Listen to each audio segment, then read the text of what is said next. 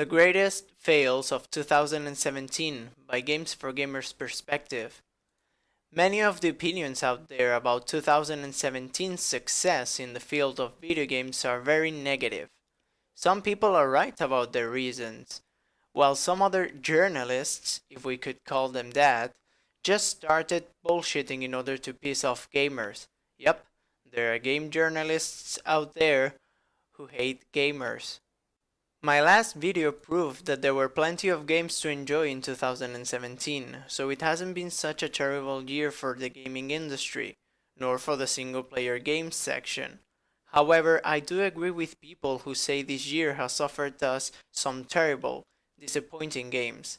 Let's mention them and give the reasons why you might want to save your money instead of getting them. Assassin's Creed Origins. I believe this game is the one on the list which will receive less complaints from me, but still, I think there are a couple of points to mention in order to show that this game is flawed. 1. The innovation is messy. Some people love the new combat/looting system for these games, however quite a number of gamers see it as an scapegoat to keep releasing games for this long saga. There's little to be innovative about without destroying the essence of the series, so the result has been weird.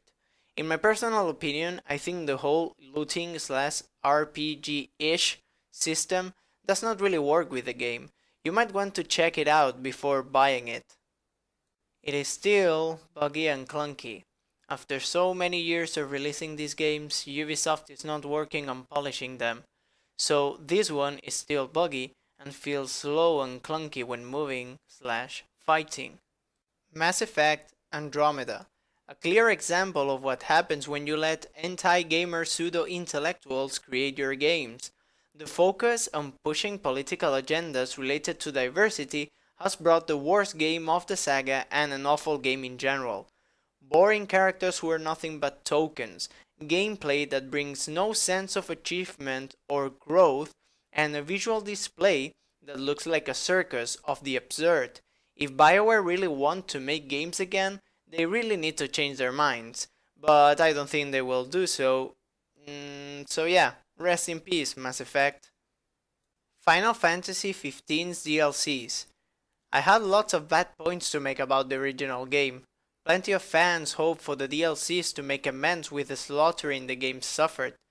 It didn't happen. The stories don't look as messy as I can interpret, but the gameplay keeps being awful. The whole essence of this saga of games is being murdered, so let's see if next time they leave innovation a little bit aside and focus on bringing role-playing back. And the biggest fail this year, Star Wars Battlefront 2. Oh boy, if Creed had a face, this must be it. The only good point game reviewers had to make about this game was the improved space fights. As for the rest of the game, it's just like the very first one, but with a couple new additions.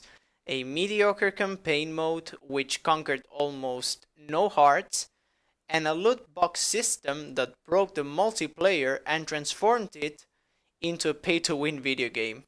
With the amount of options we have nowadays, buying this game is a great mistake and a loss of money. The backlash it had speaks for itself.